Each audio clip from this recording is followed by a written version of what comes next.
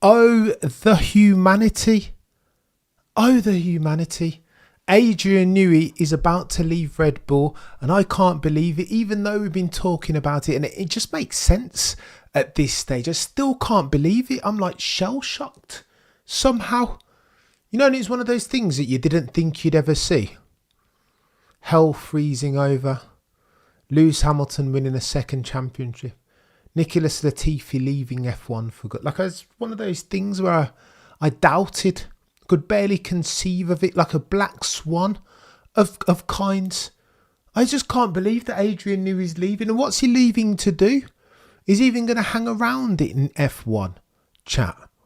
Is that what he's going to do? Are we presuming that at the age of 65 that he still has ambitions to win more F1 championships, to build more F1 cars? It's all speculation and conjecture, right? Let's work it through though, because I think this deserves a bit of reverse engineering to try and find out what happened. You know, try and get to the root cause, put on my cheeky accounting cap on and apply some common sense practice, rules of first principle and brass tacks and all that. So Craig Slater has just reported a couple of different things. Firstly, he's tried to get a statement from one Christian Horner. Can't do it. Christian Horner's currently flying back from some FIA meeting or convention or whatever they do, doing their little meeting minutes, etc., etc. Christian Horner not available for comment. However, Craig has reached out to some people familiar with the circumstance, Craig Slater of Sky Sports F1, and they've told him that there's been no official resignation, that there has been some discontent, that the relationship between Christian Horner and Adrian Newey, his charge, has become colder over the past couple of months, of course as a function of the allegations for which Christian Horner was being investigated. This, remember, lest we forget, since February this year. Adrian Newey doesn't like that. Read his book, you understand the type of mind that we're dealing with. Just leave me alone. You sort out all the politics over there. I want to be over here building the most aerodynamically efficient cars, the quickest cars, the most genius vehicles. That's all that I want to do. This will be what Adrian Newey is saying. He has no time for all the political wrangling. He has no time for the infighting. He has no time for Christian Horner trying to leveraging British financiers with a view to go and spin off the F1 technology arm of Red Bull Group. He doesn't care for that. He doesn't want to be part of the infighting between Max and Joss and Oliver and Dietrich's son Mark and Christian Horner on the other side of things, and the Charlam Yavidi, the 51% owner Thai family. He cares not for that. And I think the situation that we find ourselves upon as at April 2024 is a function of all that. Christian Horner hitherto, erstwhile, has done a fantastic job of keeping Adrian Newey happy, siloing him off, protecting him, circling the wagons even around Adrian Newey from all of the noise, all of the nonsense. Christian Horner's dealt with that, but this is the first time, as at 2024, when some of that has drip fed through to Adrian Newey. He has been affected by it. And Adrian Newey won't like that. You only need to, I'm going to keep referencing his book, right? Because if past his prologue, you only need to reference March 881, the car that he built, but when they fell upon hard times and hired a finance director to manage a race team, Adrian Newey wanted zero part of that. He wanted zero part of it. Leave me alone. Save me. All the infighting and politics and financials. I don't care for that. That's what Adrian Newey would be thinking. Similar thing, Damon Hill was his guy. He race engineered for Damon Hill as part of his contract at Williams that he'd signed with Frank Williams, headed up by one Patrick Head. As part of that contract, all Frank needed to do is let him know about any driver changes. That's all. Going into the 1997 season, Frank Williams thought it was a good idea to have Jacques Villeneuve and Heinz-Harald Frentzen in that car. Damon Hill was very good friends with Adrian Newey, and so Adrian Newey didn't like that they were throwing Damon Hill out on his rear end without, by the way, having notified him, notwithstanding that was a clause in his contract. Adrian Newey said, cool, I'm out. That is a breach of contract, and if you want to go to court, we can talk about it, or you can just let me go to McLaren. And then he built the McLarens, didn't he? 98, 99, 2000. Championship winning cars for 2 years, of course. But then Ron Dennis got a bit micromanagey, didn't he? Again, forgot who Adrian Newey was. And Adrian Newey in 2005 said, you know what? Cheers, Ron. Keep your grey Woking factory. I'm out. I don't need anybody micromanaging me or telling me what colour garms and clothes I need to wear. I'm out. I'm a genius aerobud. Leave me alone. Let me build you. If you leave me in the room, I will build you with my pen and my pad and a bit of CAD. I will build you a championship winning car. After that, though, I'm not interested. Politics, wrangling, micromanaging. Leave me alone. That's who Adrian Newey is. 2005 goes to Red Bull now. Christian Horner, hitherto erstwhile, has done a fantastic job. Leave me alone. Circle the wagons around me and let me do my thing. I will build you the greatest ground effect car the world has ever seen. And that's what he's done until these allegations. And the trust that once epitomised the relationship between Adrian Newey and Christian Horner has withered now. Because Adrian Newey will be looking at that thing with Christian Horner and he will be questioning it. What are the foundations upon which they built their relationships? Were they true and fair? You know, you got to look back at something like Neo in the Matrix and question whether you really saw that black cat the second time round. Was that a glitch? Was that even true? And Adrian Newey doesn't want for that. NC Paddock, far too kind. What if the Ferrari deal happens and fellows don't work? Oh my God, the Honda package. Mate, I'll get to that. It's techie. It's techie. But Adrian Newey would be second guessing himself, eh? What was my relationship with Christian built upon, if not trust? How can I trust this guy when all this allegation stuff is going on? Who do I know who to believe? Is it Max and Joss, Oliver Mintzlaff, Mark Mateschitz on one side? Is it Christian Horner and the Taya Vija family on the other side? I'm here stuck in the middle and I cannot be bothered to do that. That's exactly what Adrian Newey would be thinking. I'm convinced of that. And take this to the bank. Where's he going? What team? You tell me in the chat where you think he's going to go. Now, here's where I'm going to extrapolate again. History doesn't repeat, but it does sometimes rhyme. So I'm going to extrapolate what we know about Adrian Newey. Because people are talking a lot about Aston Martin, big money deal potentially. But is Adrian Newey motivated by the millions and millions? Not sure he is. Does that sound in keeping with the guy, the person, the character, the aerodynamic mind that I've just described to you? I think he's more invested in his work and job satisfaction, right? Leave me alone. I will build you a championship winning car. Full stop. That's all that he's interested in. So then where is best for him to do that at the age of 65 years old? Are there parallels now between Adrian and Lewis's journey in F1? Because you know that Lewis already, he foresaw his career ending in a red car. But sometimes at the age of 39 and 65, if you are Lewis and Adrian Newey respectively, knowing that time is a finite resource and that you only have so many years in F1 as a driver or a race engineer or an aerodynamicist, sometimes you just want to tick off one of those off your bucket list, eh? And Adrian Newey, for the longest time, just like Lewis Hamilton, has said it was one of his dreams to engineer, to work for Scuderia Ferrari. Now, they've already had chats, didn't they? Montezemolo desperately wanted to sign him.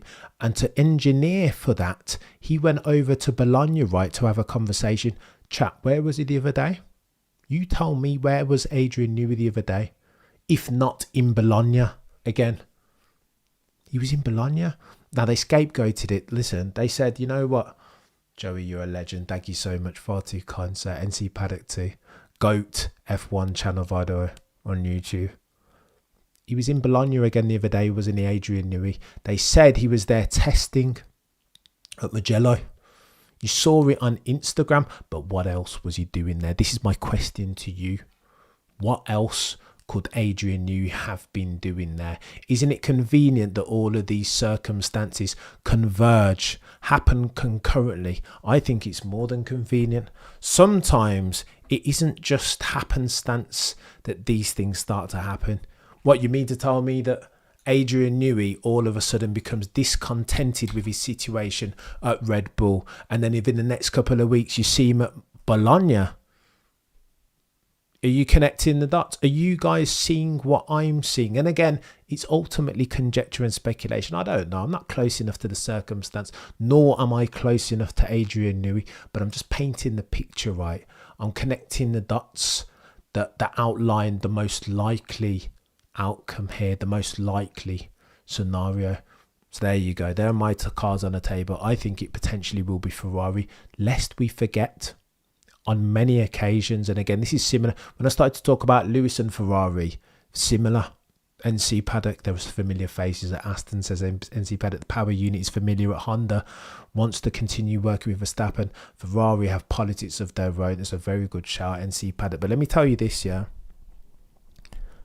Adrian Newey has said on more than one occasion, bucket list settings for him as an aerodynamic boffin. Working for the red car, working with Lewis, Carl Davidson, Hamilton, and working with Aston Martin. You guys tell me in the chat, which team can he kill most of those bucket list items? Ferrari, no. Ferrari, Lewis, two birds, one stone. What, you think a dude that builds all that aerodynamic efficiency can't manage a process flow and understand which one of those teams has more upside for him as a man, as a human being, as an aero buffing? He'll know that. He can do that math, surely. Surely, Joey. Surely, NC Paddock. Now, Aston Martin will have bankroll, of course, behind them. Aramco will throw all the money in the world at Adrian Newey. They are a petro giant. This is Middle Eastern funds that we're talking about, sovereign wealth-esque. But that doesn't mean to say that that's the language that Adrian Newey speaks. Again, remember who I've outlined Adrian Newey to be as a person. He's not interested in that. He's been getting paid 10 million for God knows how many years. He is okay financially. His decisions now will be motivated by job satisfaction, the specs of the job, the remit of the role, and bucket list settings, just like it was Lewis Hamilton. I remember when I first started to talk about Lewis Hamilton, Ferrari, everyone said, oh, seasonal thing. It was a gossip thing each and every single time, Cameron. What you want about? That everybody always says that, and it never transpires. Lewis said, anybody that put a mic in Lewis's face and you believe him, Lewis told you what a gazillion different occasions. I want to drive for Ferrari. I don't know why it's not happened yet. Adrian Newey is similar. He's already had chats with Ferrari back in the day, a sign of intent. He would love to go for Ferrari. Now, many people have said that travel might be a barrier to entry. Not anymore.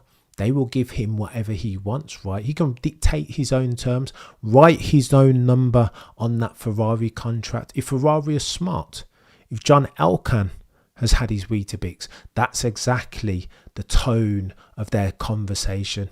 They will couch the terms in that sense. That he's an MVP, Adrian Newey.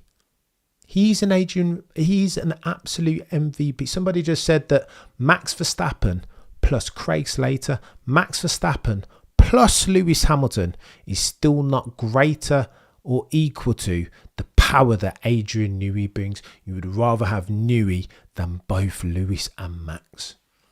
And that goes for every team principal up and down the grid. That just shows how much of an MVP that chap is. Newey, you're an absolute legend. That's what we're dealing with there in terms of star power. That's the extent of Adrian Newey's influence that he's leveraging here. Hi everyone, if you'd allow me to be cheeky, can you imagine Mr. Newey goes to Merck? Oh, the wall. You know what I've been thinking? So you heard Toto Wolff talking about how much more important engineers are than drivers. I'll indulge you for a split second, Noel. Can you imagine the blinder, the business mind requisite to pull off that coup? I'd have to walk back everything that I've said about Toto Wolff over the past 48 hours. If he pulls that off, I'll have to walk back the lot. Coup of the century for Mercedes. However, what I'm reading, Noel, not to pour water on your Mercedes flame, but what I'm reading is that Mercedes have been deliberately coy around Adrian Newey because they're naturally human resource risk averse because they've already got Allison in place. If you've got Allison, why do you need an Adrian Newey? You'd have to get rid of Allison and replace Allison with Newey, right? You couldn't justify having them both. And since they've just brought back James, I think it's highly unlikely. And to me, that Toto Wolff is it. If I know anything about Toto Wolff, I don't think Newey's his bag. I'll be honest. I think he sees it. Kimi Antonelli is who's going to lead him to the light. At the moment, that's his North Star, and I don't think he has attention span for anything else.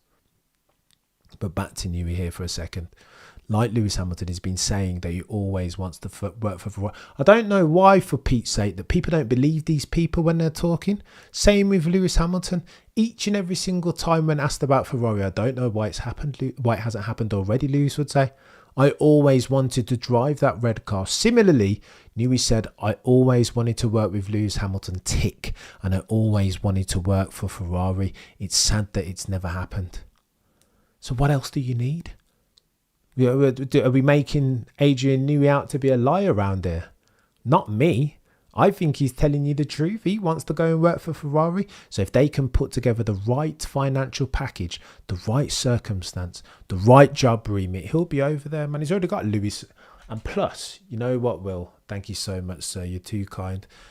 He's already got the right circumstance. Because remember, again, this is the point that I wanted to make.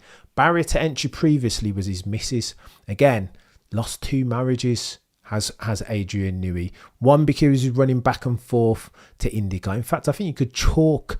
I think I'd be loath to say, it would be remiss of me to say that travel combined with motorsports didn't have a role in both the 2 of Adrian Newey's marriages finishing.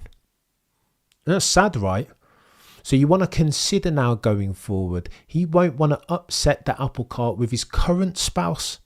Of course he won't, but Adrian Newey's current missus, his current partner, is very active on Twitter, isn't she? And around the time when this speculation kicked off, people were harassing her, right? Oh, is Adrian gonna, not harassing in a true sense, euphemistically speaking, is your husband gonna come across the Ferrari? And she liked underneath one of the people saying, oh, it would be brilliant if Newey follows a Lewis Hamilton evangelist, no doubt. But it would be brilliant if Adrian Newey, your husband, could follow Lewis Hamilton across to Maranello. She liked it. Signal of intent, right? Why do we not believe people when they show us their intentions, for crying out loud? Adrian Newey's missus is keen. And that's not to say that Adrian Newey couldn't work from home. They'll offer him whatever he wants. If he wanted to work from Milton Keynes, like 5 days a week, what, you don't think John Elkan's going to facilitate that? RBR sweet is in disarray, says Will.i.am. Didn't Newey leave McLaren for similar reasons? Right, so McLaren... he's very techie, Will. I think the reason why he left McLaren, I think Williams is what you're talking about, Will. I referred to it earlier. In his contract when he was at Williams, he was race performance engineer of Damon Hill. Those two were quite close. And in Adrian Newey's contract, he had it said that any changes to the driver lineup as part of his contract, you've got to involve me, front load that information with me, let me know. And Frank Williams had teed up Jacques Villeneuve without letting Adrian Newey know. X number 1. And then strike 2 was similarly booting out his mate Damon Hill from the team the year that he won the championship in 1996 for a chap called Heinz Howard Frentzen. And that was strike 2 for Adrian Newey, a man of principle. You put that in my contract, then you best, you know what I mean? You best stick to it, chaps. And Adrian Newey was like, I'm out. He has no time for the political wrangling. Just leave me alone. I'm a genius, man. I will design the most aerodynamically efficient car that you have ever seen. Leverage downforce as a function of drag. Downforce over drag each and every single time, trying to boost up that ratio between those two numbers, and therein lies your RB20. That's how these things come about, because you have these god tier aero boffins, these once in a generation types who just see it like that. Remember in the Matrix when Neo started seeing code? No, when you're ready, Neo, said Morpheus, you won't even have to stop the bullets. That's what Adrian Newey is. He is Neo in the Matrix, just a once in a lifetime type F1/aero mind, right? You can't recreate that sort of durable competitive advantage for the avoidance of doubt. Here's who we're talking about. Adrian Newey studied ground effect cars in his thesis, sports cars, at university, for Pete's sake. He did. Ground effect is nothing new to him. He's not a Johnny-come-lately designer or aero mind. He's been doing this. Check out the Leighton House 881. Wasn't a great car as far as its engine or reliability, but aerodynamically, knew he was leveraging everything possible to try and build the gap to the more dominant McLarens at the time. Ivan Capelli went round the corner so fast that Alan Prost was scared to follow him because he didn't think that he could keep it on track in that car. Again, Adrian Newey cars, as far as their downforce, their aerodynamic efficiency, linear, the quicker that you drive them, the stickier they become on track. He's always had that. This is nothing new. Didn't happen with Red Bull. This is going back some years. Leighton House settings, NC paddock. He's been doing this 10,000 hours. You guys have read Outliers. These bods, the greatest, the likes of Elon Musk, flipping Michael Jordan, they all get their 10,000 hours in, right? No one's going to tell me that Adrian Newey doesn't have much more than 10,000 hours worth of time. He probably had that at university thinking about this, making cars. He's been in around this circumstance all his life. And that's why, chat, he's the MVP and everybody on the grid needs themselves an Adrian Newey. Key person dependence doesn't even cut it as a term when we're talking about new. Merck have been pretty quiet since they came out, haven't they? Allison would be dropped in a heartbeat for Newey. NC Paddock, I would do that. Toto Wolff will not. You know that Toto Wolff, above all other things, I can't even get onto Toto today, Matt. It's too much. But Toto, to a fault, values the rules of engagement, right? And etiquette and... Do you know what I mean? All these other things. He will happily lose if it means that he's at least abided by his scruples, right? If he's maintained his moral standing. And I think that's worthy of mention, right? I think that's absolutely admirable. But sometimes in a sport as cutthroat as F1, a story told in tense, where championships know billions are won and lost on fine margins. Sometimes you need to be a bit skullduggerous, right? And that's why I think Christian Horner has stolen a march on the rest. Toto Wolff in particular. Noah, you're far too kind. Thank you so much. That is true. Plus 2026 half electric aero. Yeah, it won't be paramount. Aero won't be paramount. New will still nail it. Don't think Merck will take Newey. They are too technically arrogant. No, I took the words out of my mouth. I cannot. I think they know. They still think in 2024 that they know best, don't they? Let me round up on this Newey thing then. And I'm going to tell you guys a story since we're so keen to talk about Mercedes. I would bet, if I were a betting degenerate, I would bet a lot of money on Adrian Newey's next destination being Scuderia Ferrari, based upon the fact that he's told us on a gazillion occasions that that's one of his bucket list items. Plus, he always wanted to work with Lewis Hamilton.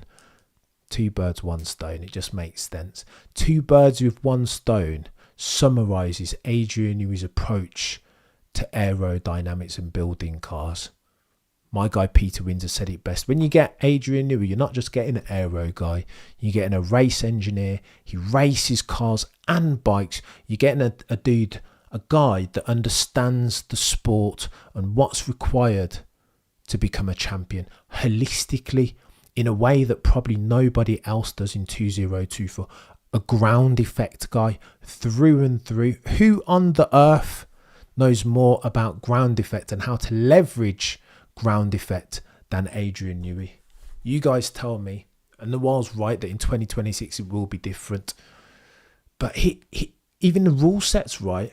The rule and regs. Who can comb their way through a set of rules and regulations and pick holes better at that than him?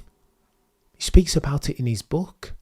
He reads through the rules, not to see what's been written, but what hasn't been written, so he can leverage that to his advantage each and every single bloody time. That's who Adrian Newey is. Right, let me tell you about, if we're talking about Mercedes for a couple of minutes, let me tell you about this. There is an interview on the YouTubes that Nico Rosberg has given to, I think, two VC guys, venture capitalists, where they're talking about business, and they referenced 2016 year. And I think that's worthy of mention because I'll link it back. Nico Rosberg talks about in 2016. You guys will know in 2016. Look, me for one, as long as I've been watching Formula One, I never thought in my lifetime that Nico Rosberg had a chance in hell of beating Lewis Hamilton. And I'll say it in those terms unequivocally. Never. I would have bet my life, my mortgage, my wife and my child, everything. Nico Rosberg never had it in him. He just wasn't naturally talented enough to beat Lewis Hamilton. Not even close.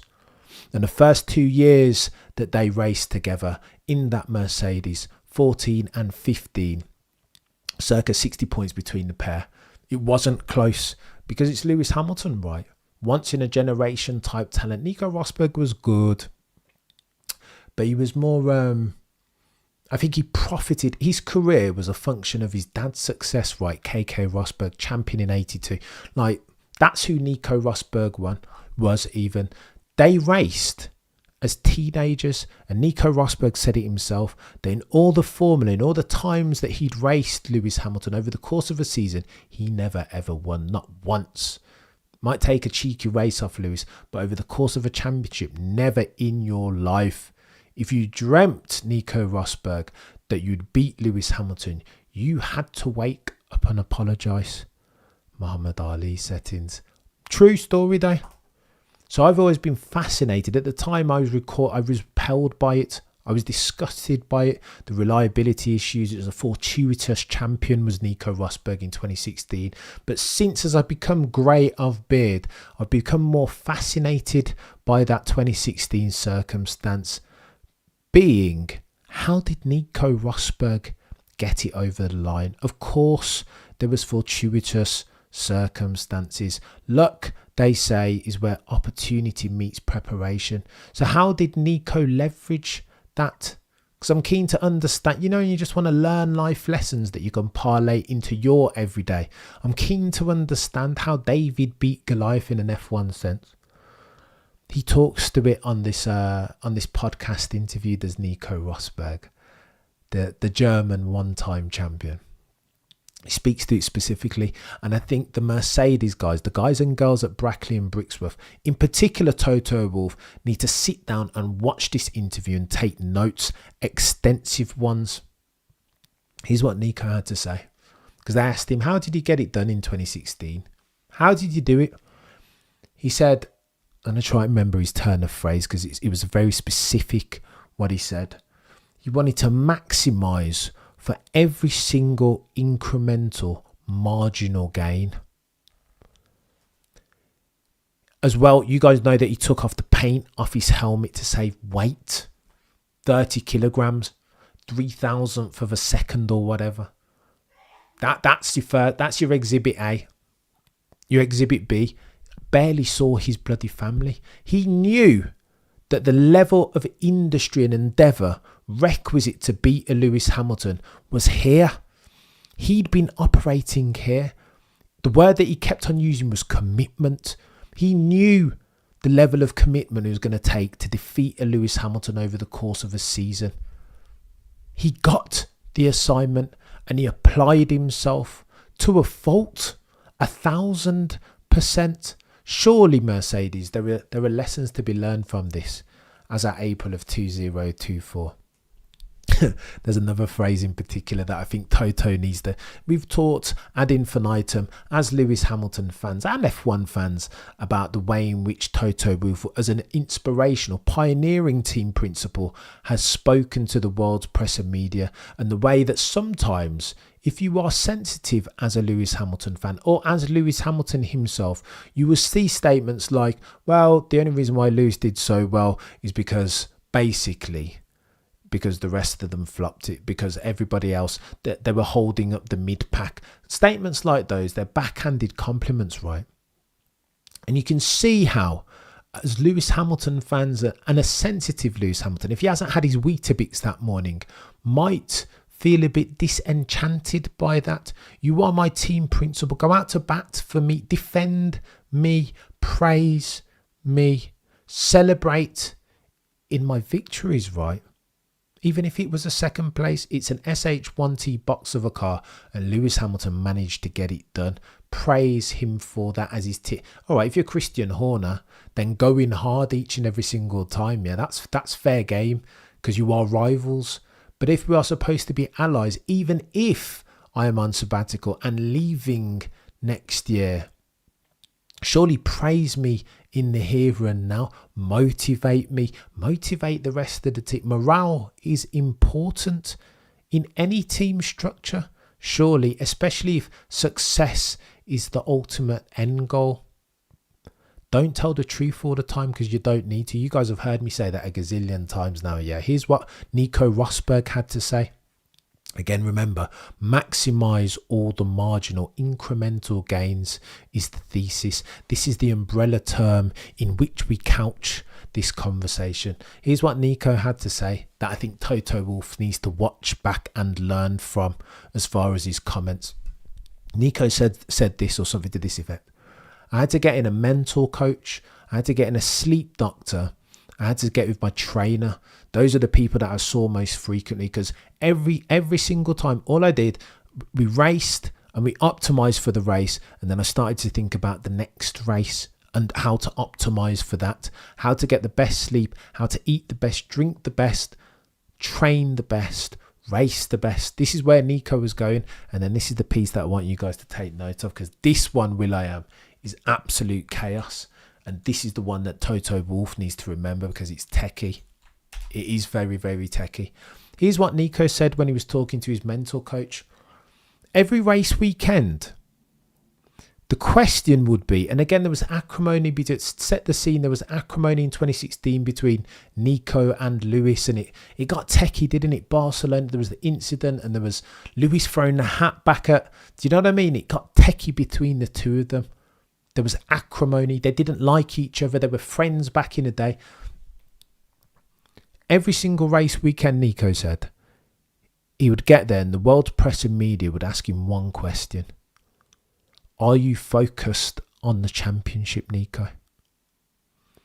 Nico said his response each and every single time was no. I'm focused on optimizing, taking it one day, one session, one race at a time.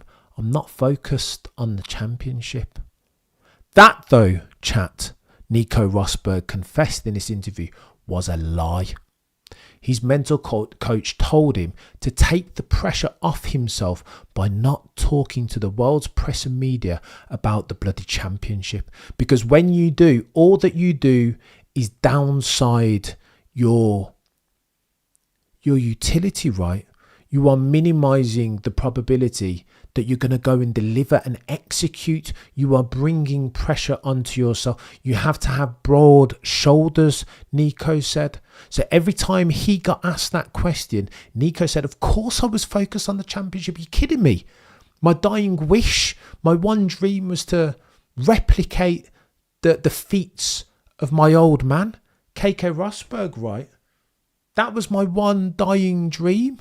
Of course I was focused on the championship, Nico said, but I lied. I lied each and every single time because my mental coach told me to do that. There was zero benefit. Learn from that, Toto Wolff, for Pete's sake. The truth sometimes can hurt you. Why are you telling the truth if that's going to demotivate your team, Toto Wolff? Learn from Nico Rosberg. And again, I think it's brilliant that he said that because ultimately the outcome, the proof is in the pudding. Nico Rosberg should still stand by it. 10 toes down. Nico Rosberg, all things being equal, should never have been able to get near Lewis Hamilton. But luck, they say, is when opportunity meets preparation, eh? Zilla, you're a legend. Newey was marginalised by the introduction of the alternating design system at McLaren. There we go, courtesy of Martin Whitmarsh, now a major part of Aston Martin. So would he go back to, it's a great shout, Zilla, thank you for that. Would he go back to Aston Martin? No, Martin Whitmarsh is still there. He talks about this in the book, you know, in 2009. He talks not scathingly about Martin Whitmarsh, but Martin Whitmarsh harboured bigger ambitions, right? More than just being a McLaren guy. The way he kind of brokered the deal when there was photo about, and he helped Brawn get the Mercedes engine, which in turn was a bit of a self-sabotage because that could have been McLaren sit, like all this stuff he talks about. I'm not sure Adrian Newey's too fond of Martin Whitmarsh, and as far as him going to work for Aston Martin, I think that could be a barrier to entry. Maybe. Just trying to connect the dots on this stream, you know. Trying to understand and forward focus or forward forecast even. Let me leave you guys with this as well. And I think this is quite important if we're talking Adrian Newey and the reasons why he's dipping off. Show's friend, you're a legend. Right, with Adrian Newey, I think he likes to be loved. And again, this is me coming off just having read the book or listened to it even. Newey's clause, can't go to a rival team until 2027. Sharrison, I just heard Adrian Newey, I just heard Craig Slater say something like that his contract's up in 2025, but then he'd have per his contract, he'd have like a mandatory 12-month gardening leave period, which would take him up to 2027. I don't know about all that, Sharrison. When I heard Craig Slater say that, I was like, really? I've never heard of okay, so he's a different level of MVP is Newey. So if anybody's going to have that type of specialist contract, then it would be him. But I've never heard of anybody having gardening leave out. Like if your contract ends in like 2025, say, then why would you have an additional year of gardening leave? I've never heard of that. But again, maybe it's a special circumstance for a very special mind. Let me leave you guys with this very quickly. And again, probably a very important piece of the Adrian Newey jigsaw puzzle to consider. Here, check this out. Having listened to /read his book, I get the impression that Adrian Newey, and he doesn't speak specifically to this, but I get the impression that Adrian Newey is the type, like his love language is like communicate. Like I think he needs to be loved. That's what I mean to say. I think he's the type of aero guy that, in addition to being let alone, I think he does well. I think he needs a bit of a hug from time to time, a bit of praise, right? Or at the very least, to feel appreciated for his works. He speaks about this a little bit around McLaren potentially in the book. Christian Horner, as their relationship has soured over the past 2 to 3 months, let's say, around the allegations and trust issues, etc., etc. Christian Horner, in addition to Max, by the way, and you would have heard them say similar, this is what I keep hearing them say, a couple paragraphs that they keep repeating. Adrian Newey is a key man, Absolutely, he's a brilliant aero guy. As a team, that's more important. We have great guys on the ground, not named Adrian Newey, and they do as much to develop the RB20 as Adrian Newey does. Okay, Pierre Vacher being an example. But Max Verstappen, I've heard Max say that over the past couple of months on more than one occasion. I've heard Christian say that on more than one occasion.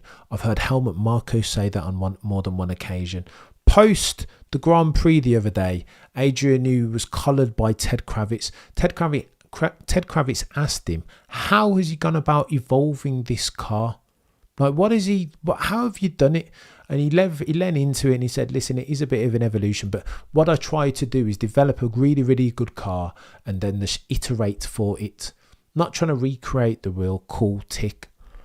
And then he said, and it's not just me, Adrian Newey, this is, by the way, to Ted Kravitz the other weekend. And it's not just me, by the way. We've got a great team back at Milton Keynes, and those guys are as much responsible for building the car as I am. And I listened to Adrian Newey say that. You can't read a lot from his tone. I believed him when he said it, but it sounded more like not quite a farewell, but it sounded like he was regurgitating the party line that Christian and Max have been touting. That's what it sounded like, deliberately so. Because I think between him and his missus has been tweeting something to this effect as well. Between him and his missus, I think they will see that they are first order priority, that the bulk of the culpability for the RB20 has to rest at their feet, right? At Adrian Newey's feet. How dare you trivialise his contribution to Red Bull over the past 20 years, as near as makes no difference? How very dare you? Okay, there is a team back at the factory, but there's a key person in that team, and his name is Adrian Newey. Manage his stakeholder, therefore. And I'm not sure they've been doing it. Not by virtue of the statements that they keep trotting out. What do you mean you've got a team back at the factory? Of course you have. And again, maybe they fell into the same truth trap that Toto Wolff has.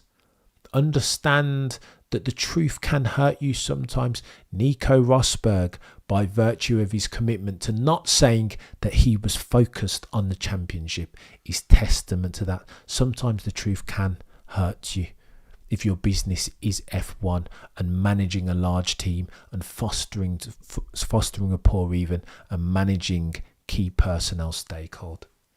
But I digress. Love you guys to bits. No further questions, Your Honour.